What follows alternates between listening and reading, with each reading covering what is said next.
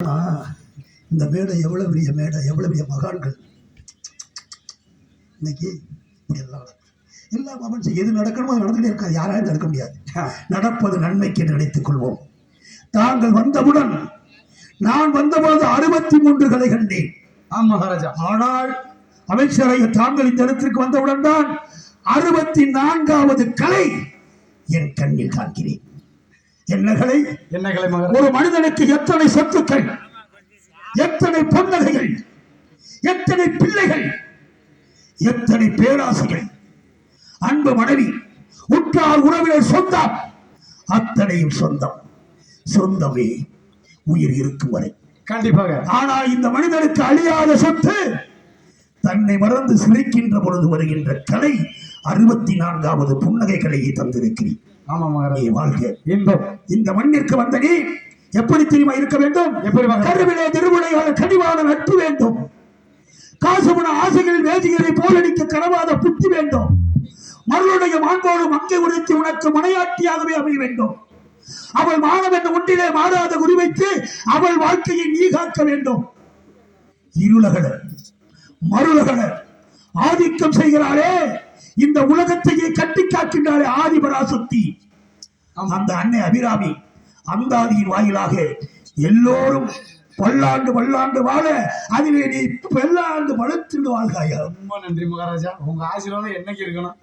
தாங்களிடத்திலே கேள்வி கேட்க ஆசை மகாராஜா. ஏராளமான கேள்வி எழுப்பினால் தாராளமாக பதில் அளித்தர காரணம். கேட்பது கேள்வி மனிதர்ந்த வெள்ளம் போல் பதில் வர வேண்டும். அப்படி ஆகட்டும் மகாராஜா. ஒரு நாட்டை ஒரு மன்னன் ஆளுகின்றான். ஆளுகின்ற மன்னனுக்கு யார் முதல் பாதுகாப்பு? ஒரு நாட்டை மன்னன் ஆளுகிறான், நீதியோடு வாழ்கிறான், நேர்மையோடு வாழ்கிறான், சத்தியத்தோடு வாழ்கிறான், மக்களை அரவணைத்து வாழ்கிறான், எல்லோரையும் அரவணைக்கிறான். அந்த மன்னனுக்கு யார் பாதுகாப்பு? அந்த மன்னனுக்கு யார்? மக்கள் தான் பாதுகாப்பு. பிறக்கின்ற மனிதன் வளர்ந்து ஆளாகி கல்வி பருவத்தை முடித்து நாட்டுக்காகவே தாய் தந்தை சகோதரன் உற்றார் உறவினை விட்டு எல்லைக்கு செல்லுகிறான் பார், ராணுவத்திற்கு. அவன் ஒருவன் மட்டும் இருந்தால்தான் அவன் எல்லாத்தையும் மறந்து நாடே என்ற கதியில் அவன் வாழ்வானால் எந்த ஒரு மன்னனும் எப்போது வேண்டுமானால் உறங்கலாம். மன்னன் மட்டுமல்ல, மக்களே உறங்கலாம். எல்லை காவலன் விழித்திருக்கிறானா? அது ஏதும் தொல்லை இருக்கிறதா?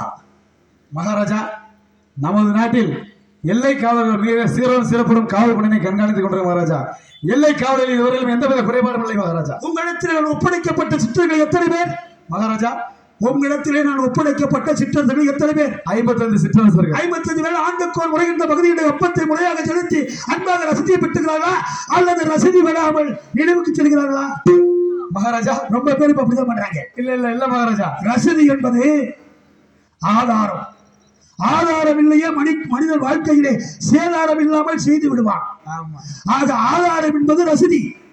ரசதி என்பது உருவம். இந்த உருவத்தை பெற்றிருக்கிறார்கள்.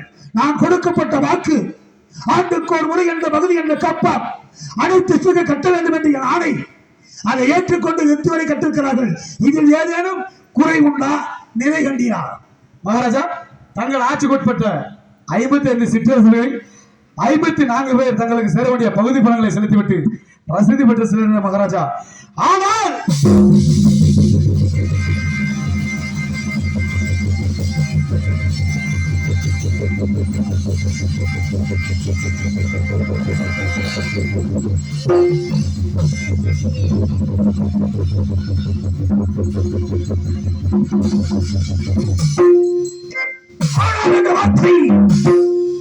அபாயத்தை குறிக்கும். ஆனால் இந்த வார்த்தை அவச குணத்தை குறிக்கும். ஆனால் இந்த வார்த்தை அவள் எச்சரித்தை குறிக்கும். ஆனால் என்ற வார்த்தை உடைத்தீரே மகாராஜா, அதன் அர்த்தம் என்ன?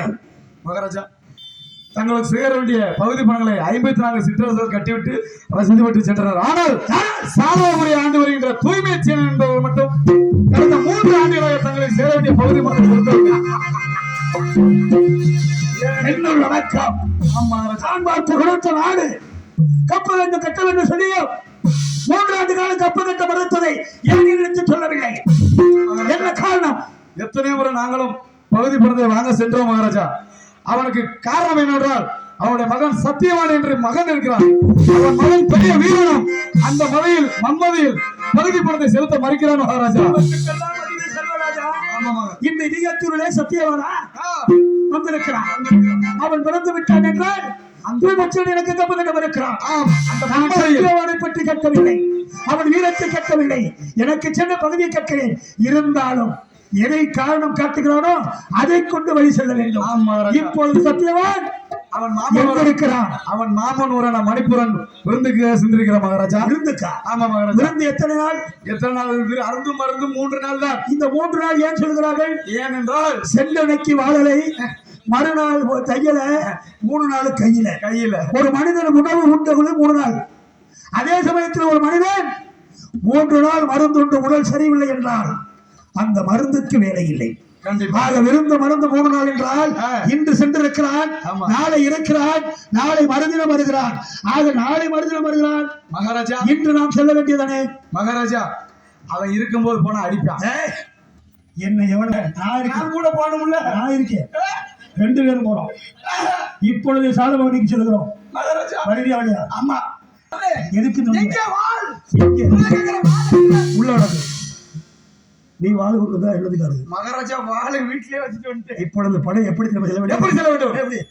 கொட்டை சுட்டி முட்டை இட்டு கொடிய நாட்டுவே, கொட்டை சுட்டி முட்டை இட்டு கொடிய நாட்டுவே, கொடிய முட்டை இட்டு கொடிய நாட்டுவே, கொடிய நாட்டுவே, கொடிய நாட்டுவே, கொடிய நாட்டுவே, சோழமரத்து யானையே, சூடுமரத்து சேனையே, சோழமரத்து யானையே, சூடுமரத்து சேனையே, சோழமரத்து யானையே, சூடுமரத்து சேனையே, புறையாக அடி நிலமாக, புறையாக அடி நிலமாக, தத்துவோ தத்துவோ கொட்டை சுட்டி முட்டை இட்டு கொடிய நாட்டுவே, கொடிய நாட்டுவே, கொடிய நாட்டுவே.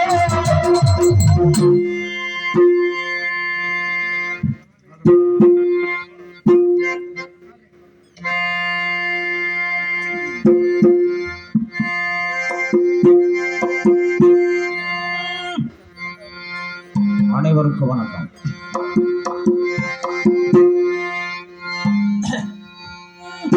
சத்திய திருவுருவே, சத்திய திருவுருவே, திருவுருவே,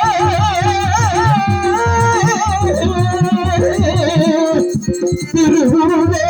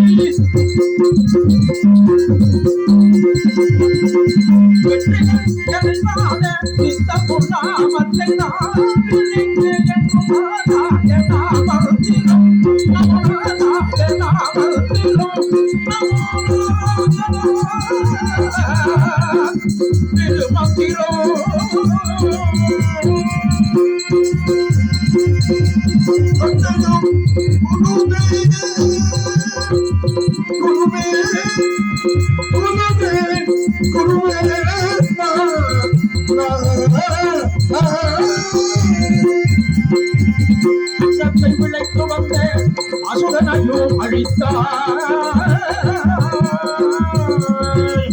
மச்சத்தின் மூலம் கொண்டு மலைகளை நீ காத்தார்.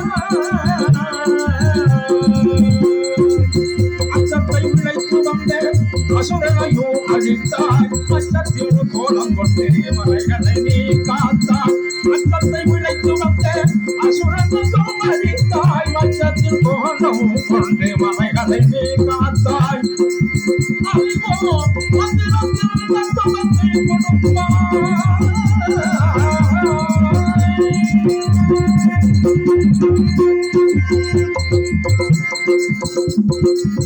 அறிவோ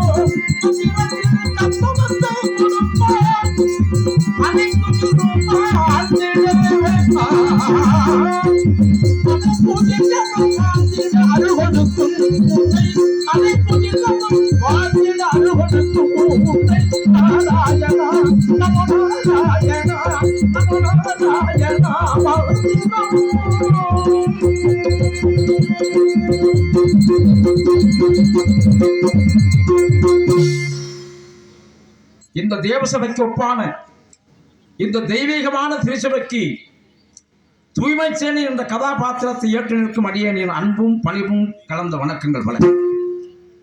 செந்தமிழ் நாடனும் போதினில்லை என்ப தேர் வந்து பாகியது காவியனிலே, தந்தையர் நாடனும் பேச்சினிலே ஒரு சக்தி பிறக்குது மூச்சினிலே, தமிழுக்கும் அமுதென்று பேர், அந்த தமிழ் இன்ப தமிழ் எங்கள் உயிருக்கு நேர் என்பதைப் போல நாம் வாழ நம் மொழி வாழ அயராது பாடுபட்ட பரம்பரையில் வந்தவனான் இந்த குறுநில மன்னன்.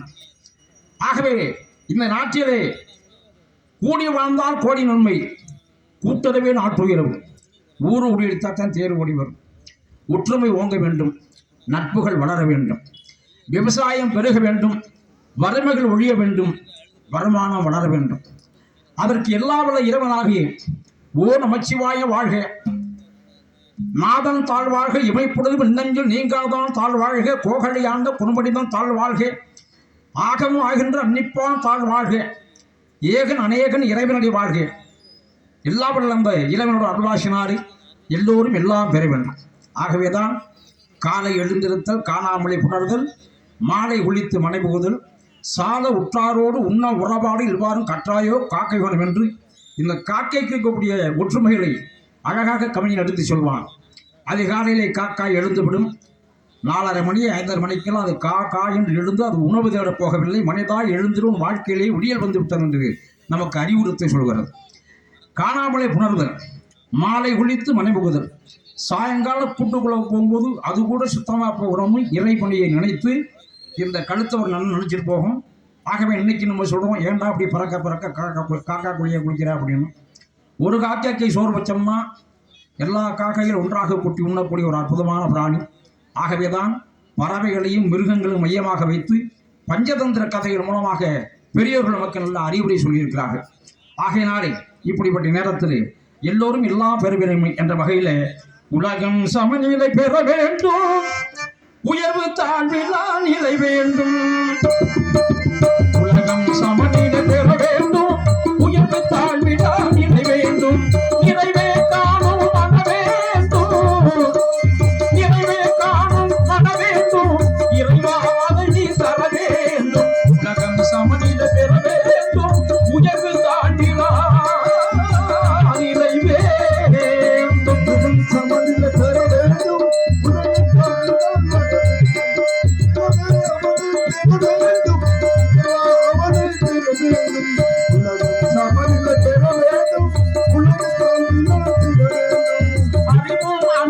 பெருகிடவே அழகிய மையோ மறந்திடவே, அறிவும் அன்பும் பெருகிடவே அழகிய மையோ மறந்திடவே, நிறையில் மனிதன் வாழ்ந்திடவே, நிறையில் மனிதன் வாழ்ந்திடவே, நேர்மை என்றும் நிலைத்திடவே, நேர்மை என்றும் நிலைத்திடவே, உலகம் சமநிலை பெற வேண்டும், உயர்வு தாழ்வினார் நிலை வேண்டும்.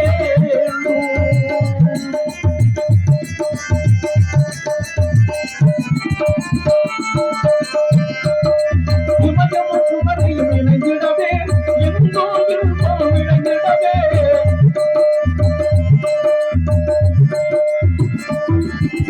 இமயமும் குமரியும் இணைந்திடவே, எங்கோ இருப்போம் இணைந்திடவே, சமயம் யாவும் தொலைந்திடவே, சமயம் யாவும் தொலைந்திடவே, சத்தியம் எங்கோ நினைத்திடவே, சத்தியம் எங்கோ நினைத்திடவே, உலகம் சமநிலை பெற வேண்டும், உயர்வு தாழ்விலா நிலை வேண்டும், நிறைவே காணும் மன வேண்டும், இறைவாதை நீ தர வேண்டும், உலகம் சமநிலை பெற வேண்டும், உயர்வு தாழ்விலா நிலை வேண்டும்.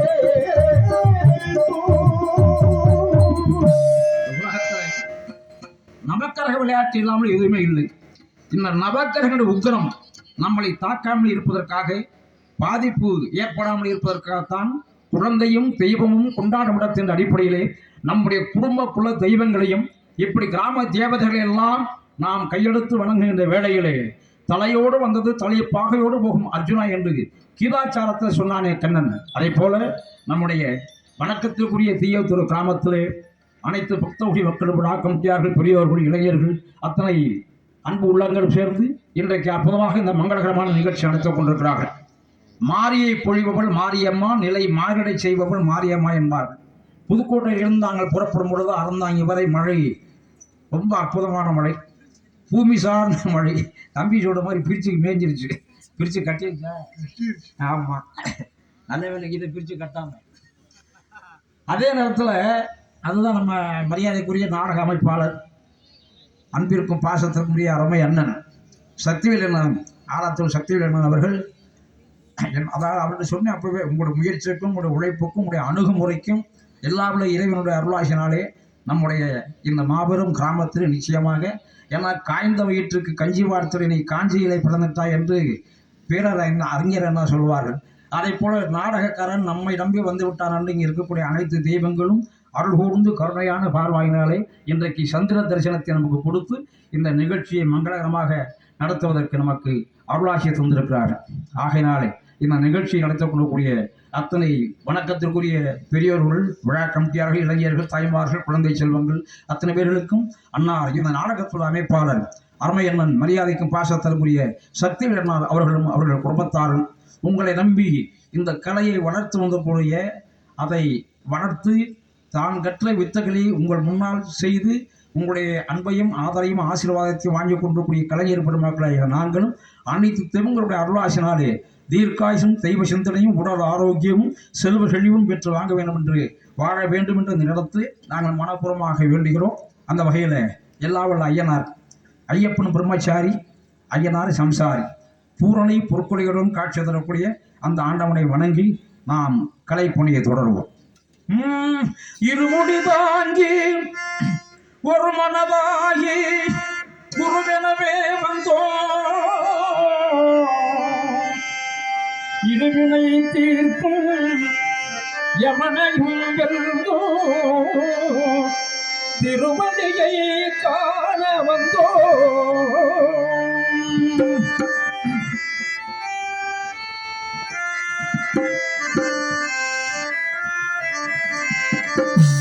கட்டி மலைக்கு கல்லும் முள்ளும் காலுக்கு மெத்தை சுவாமியே ஐயப்போ ஐயனாரப்போ சாமியே.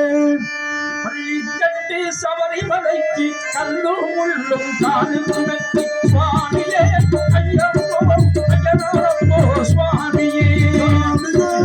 ஐயப்போ ஐயப்போ சுவாமியே, சுவாமியே ஐயப்போ ஐயப்போ சுவாமியே.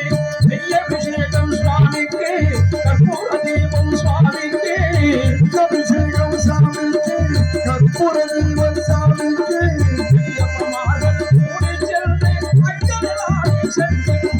சபரிமலைக்கு சென்றிருவார் சுவாமியே ஐயப்போ ஐயப்போ சுவாமியே.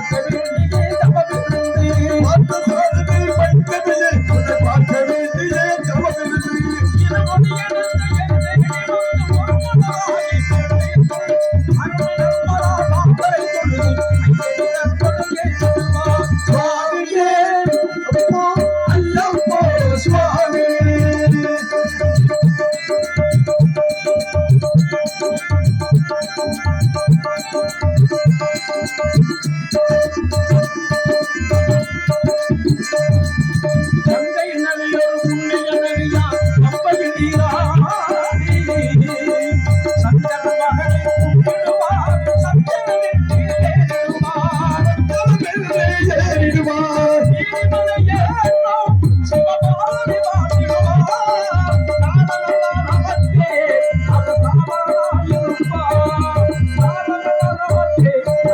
காவலனாயிருப்பார் ஏகபலந்தா ஆகமனந்தா மாதவனந்தா ஏகமனந்தா ஏகபலந்தா இருந்தாலவனும் ஏகத்தை தந்திடுவார் மாதவனந்தா இருந்தாலவனும் தாமத்தை தந்திடுவார் பாதை காட்டிடுவார் சுவாமியே ஐயப்போ அய்யனாரப்போ சுவாமியே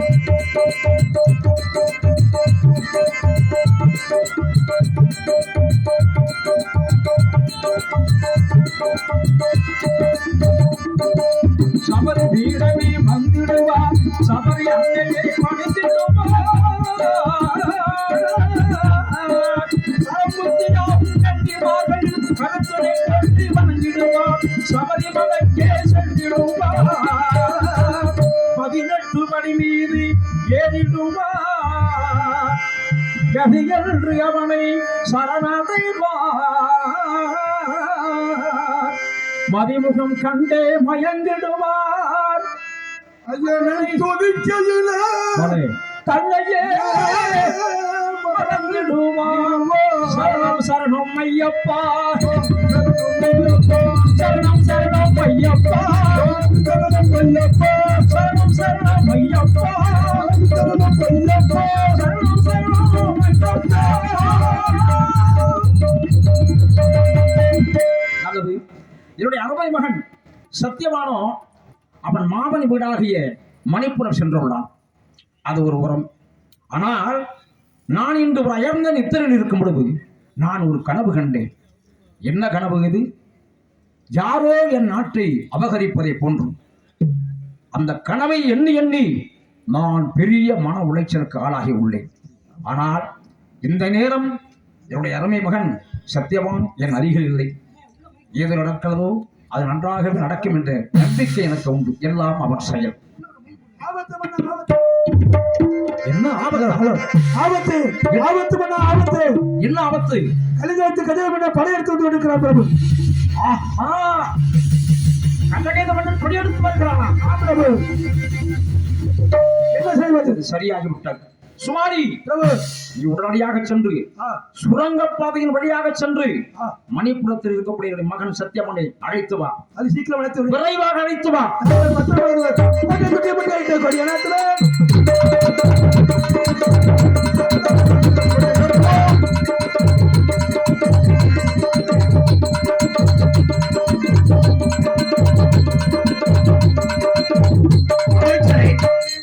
நாம் இருவரும் கலிங்க தேசத்தை கடந்து சேலமாபுரி எல்லையை தொட்டு அத்தனை பேர்களையும் சிறையிட்டிருக்கிறோம். ஆமாம். இனி யாரும் பாக்கி இருக்கிறதா? இருக்கிறார் மகாராஜா, இருக்கிறார்கள், பாக்கி இருக்கிறார்கள். சாலாபுரி ஆண்டவர்கள் தூய்மை செய்ய மட்டும் காணவில்லை மகாராஜா. அவனைத்தானே தேடி வந்தோம். ஆமா மகாராஜா, அவனைத்தானே பார்க்க வந்தோம். ஆமா. அதற்கு முன்னால் மக்களை என் வசப்படுத்தி விட்டேன். மறுத்து விட்டோம். வேறு இங்கும் நம்ம வசப்படுத்த வேண்டி இருக்கிறதா? இருக்கிறது மகாராஜா. யாரு? இந்த பெட்டிக்கார நம்ம பசங்க ஆக மாட்டாரு. அமைச்சர் அவர்களே, யாரை வேண்டுமானாலும் சிறையிடலாம், யார் எந்த தவறு செய்தாலும் சிறையிடலாம். சரி, ஆனால் கலைஞர்களை, இசைக்கலைஞர்களை சிறையிடக்கூடாது. என்ன மகாராஜா, ஒவ்வொருலயும் வித்தியாசமா இருக்கு. நான் சொல்றதை நீ கேளு. சரிங்க மகாராஜா. ஏன் செய்யக்கூடாது? ஏன்? இவரெல்லாம் இறைவனுக்கு இறைவனை மயங்க செய்கிறவர்கள் இசையா? ஆமா ஆமா ஆமா. இவர்கள் இங்கு இருக்கின்றவர்கள் இந்த 4 பேர்களையும் எல்லாம் மேல இருக்க வேண்டிய மேல இருக்கிற வாழை இல்ல மகாராஜா, வாழ நம்மை விட மேல உள்ள வட்டத்து யானை வரவழைத்து அதிலே 4 பேர்களை அமரச் செய்து சாலமாவடியை விடுத்து கலிங்க தேச எல்லையில் கொண்டு நிறுத்தி அந்தனரை அழைத்து பூர்ணகும்ப மரியாதை கொடுத்து நமது ஆண்டவன் ஆலயன் ஐயனார் இருக்கிறானே அவனுக்கு நடக்கின்ற ஆடுகால பூஜைக்கும் இவர்கள் 4 பேரும் இசையமைக்க வேண்டும். இந்த இசையிலே இறைவன் மதிமயங்க வேண்டும். உலகிற்கு நல்ல மழையை தர வேண்டும். ஆகவே இவர்களை சிறை செய்யாதே, அழைத்து செல். மகாராஜா என்ன சொன்னாரு? யானை மலையத்து பூலம்பு வச்சு பூலக ரம்பைய வச்சு. ஆமா மகாராஜா, அப்படி ஆகட்டும் மகாராஜா. எங்க இருந்தாலும் சரி அவனை கட்டி இழுத்துவது என் முன்னாடி மகாராஜா. நிறுத்துவதற்கு முன்பு கோட்டையின் மீது நமது கொடியை ஏற்ற வேண்டும். ஏற்றிட்டீங்களா? சரி, பரவாயில்ல, அப்படி ஆகட்டும்.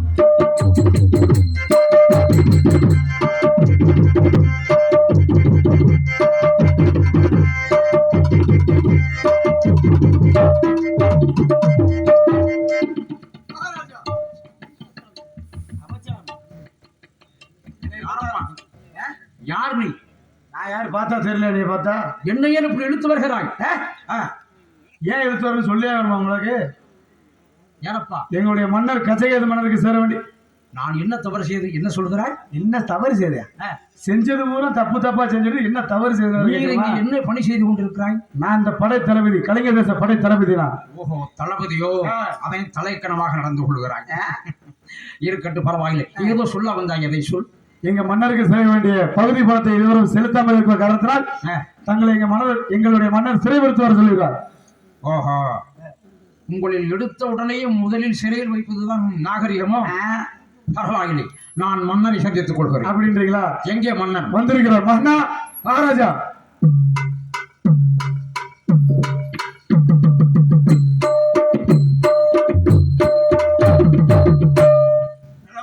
மன்னா வணக்கம்.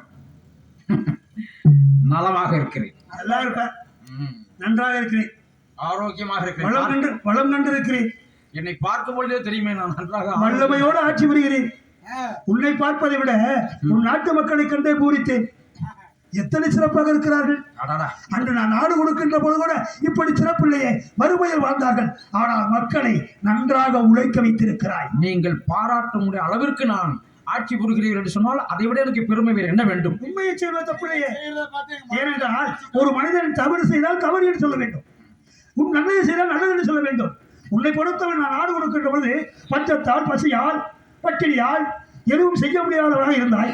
இன்று உழைத்து உழைத்து ஊரையே செழிப்பு கொண்டு எங்கு பார்த்தாலும் விழாக்கோடும் அன்னதானம் நடக்கின்றது. கல்விச்சாலைகளை மாணவர்கள் கல்வி கற்றுக் கொண்டிருக்கிறார்கள். இசைக்கலைஞர்கள் மங்களை இசைக்கிறார்கள். இத்தனை சிறப்புக்கும் எப்படி உழைத்தாய்? ஆஹா, ஒரு மன்னரை பார்த்து இன்னொரு மன்னர் பொறாமைப்படுவார்கள் இந்த உலகத்திலே. எனக்கு தெரியாது. ஆனால் தாங்கள் எல்லா வகையிலையும் சிறப்பாக செயல்படுகிறேன் என்று சொல்லி பாராட்டு கொடுக்கக்கூடிய ஒரு அரசியல் நாகரிகத்தை உங்கள் உலகத்தில் பார்க்க மிக்க மகிழ்ச்சி மன்னா.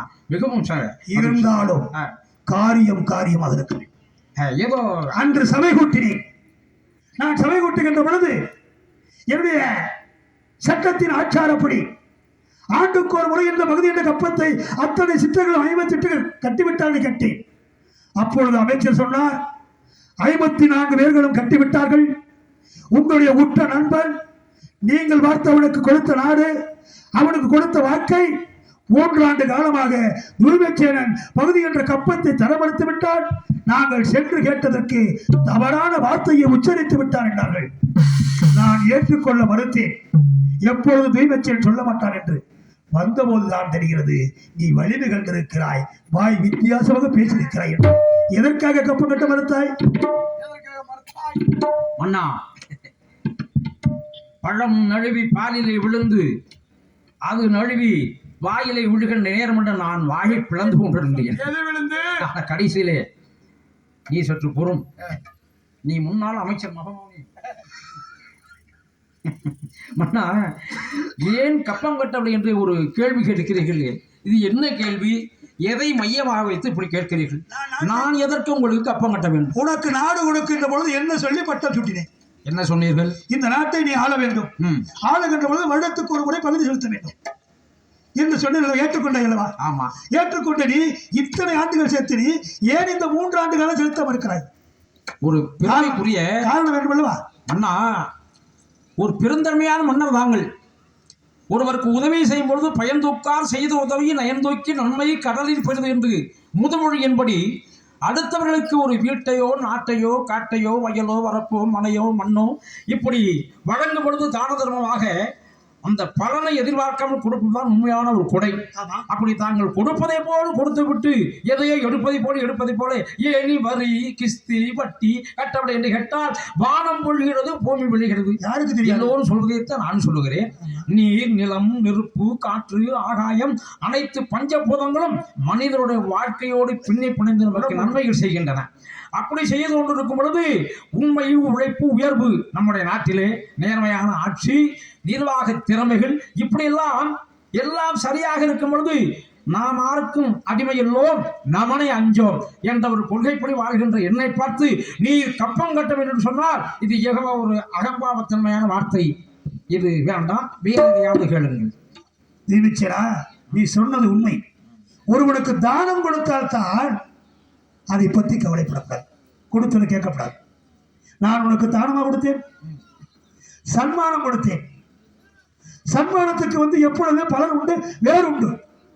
சன்மானம் என்றால் இந்த நாட்டில விளைகின்ற பகுதியிலே ஒரு பகுதி எனக்கு ஏன் செலுத்த வேண்டும்? பேரரசன் நான். உன்னை போன்ற சிற்றர்களுக்கு எப்பொழுது வறுமை வருகிறதோ அதை எடுத்து அவளுக்கு செய்கின்ற கடமை எனக்கு மட்டும்தானே உண்டு, எனக்கு மட்டும்தான் உண்டு. இது நன்று அறிந்தவன். ஆனால் நீ எதையோ காரணம் கொண்டு எனக்கு கப்பம் கட்ட மறுக்கிறாய். கப்பம் கட்ட மறுப்பதை காண வேண்டும். முடிவாக சொல்லுகிறேன். முடிவா என்ன? ஏனால் முதல் கோணல் முற்றும் கோணல் என்று போகக்கூடாது. நான் கோணலுக்கு போகவே மாட்டேன். ஆரம்பத்தில் சொல்வதைத்தான் முடிவாக சொல்கிறேன். என்ன சொல்கிறாய்? நீ எப்படி வைத்து மந்திரியை வைத்து நீ இழுத்துவதை தாங்கள் செய்தாலும் கூட, என்ன முயற்சி ஈடுபட்டாலும் கூட, நாம் கப்பம் கட்டுவதற்கு தயாராக இல்லை. அதுக்கு அதாவது அது முறையும் அல்ல, அது நாகரிகம் அல்ல. இதுதான் உண்மை. நீ எப்பொழுது கேட்டாலும் நிச்சயமாக நிச்சயமாக உறுதியாக உறுதியாக இறுதியாக இறுதியாக என் சொல்லை எவன் மீறி விட்டு என்னை தடுத்து விட்டு அவன் காக்கை காப்பாற்றவில்லையோ அவன் வாழ்வதை விட இறப்பதே சாலச் சிறந்தது. இந்த மண்ணிலே நீ இருப்பதை விட இறந்து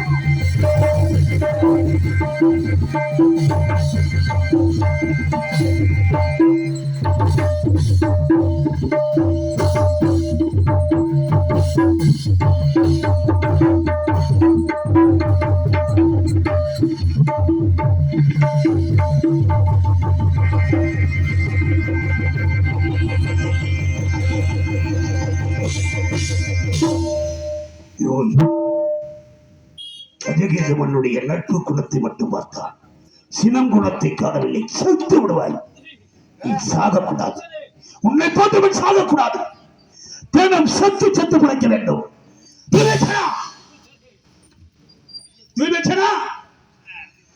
என் சாமிக்கு என்ன பிரதானம்? என் சாமிக்கு என்ன பிரதானம்? தலை சுற்றுகிறது. இருக்கட்டும். வயதில் முதிர்ந்தவன் போகட்டும். தாங்கள் செய்வது அராஜகம். வாக்கு தவறக்கூடாது. அக்கிரமம். எத்தனை வயசு வாக்கு ஒன்றுதான். என் சாமிக்கு என்ன பிரதானம்? நான் ஒன்று சொல்லுகிறேன். சொல்லு. நீங்கள் ரொம்ப ஆத்திரத்திலே அறிவிலிருந்து நடந்து கொண்டிருக்கிறீர்கள். ஆத்திரக்காரனுக்கு புத்தி மட்டும்தான். தங்களுக்கு இந்த அரண்மனையிலே மது மாது மாமிசம் எல்லாம் தயாராக வைத்திருக்கிறது. அதை அறிந்துவிட்டு கொஞ்சம் ஓய்வெடுத்துக் கொள்ளுங்கள். அப்படியா? அதற்குள்ளாக அவரை கொடுத்துவியா? கொடுத்துருவியா? என்ன சொன்னீங்க? எதற்கு கப்பமா? அதில் மதிமயங்கி போயிருக்கும் பொழுது நான் எப்படி கப்பம் கட்ட முடியும்? அதனால முடியாது. அப்படி என்றால் என் என்ன பிரதானம்? என் சார் உடம்பிற்கு சிரசே பிரதானம். சிரசில் முக்கிய உறுப்பு அதாவது கண்கள். இந்த 2 கண்கள் இருப்பதால் மக்களை பார்க்கிறாய், மனைவியை பார்க்கிறாய், ஆமா, மகனை பார்க்கிறாய். உன்னால் எதையும் செய்ய முடிகிறது. இப்போது கப்பம் கட்ட மறுத்த உன்னை உன்னுடைய கண்களை கத்தி கொண்டு விடுங்கி வரச் சொல்கிறேன். என்ன அக்கிரமம் இது? நாங்கள் சொல்லக்கூடிய வார்த்தையில் நீதி இருக்கிறதா, நியாயம் இருக்கிறதா? அண்ணா, ஒரு நாட்டை ஆளக்கூடிய மன்னன் இரவோடு இரவாக தன்னுடைய புஜ பலாக்கிரமத்தை பயன்படுத்தி ஒரு நாட்டை அபகரிக்கலாம். ஆனால் கண்களை குத்தி காட்டிலே விடுவது எந்த நீதி சாஸ்திரம் சொல்லுகிறது? எந்த தர்ம சாஸ்திரம் சொல்லுகிறது? கஜகவுடைய சட்டம். வாக்கு தவணுக்கு இதுதான் வாழ்க்கையில் சரித்திரம். அண்ணா, உன்னை போல் மற்ற சிலருக்கு தெரிந்து கொள்ளட்டும். அண்ணா,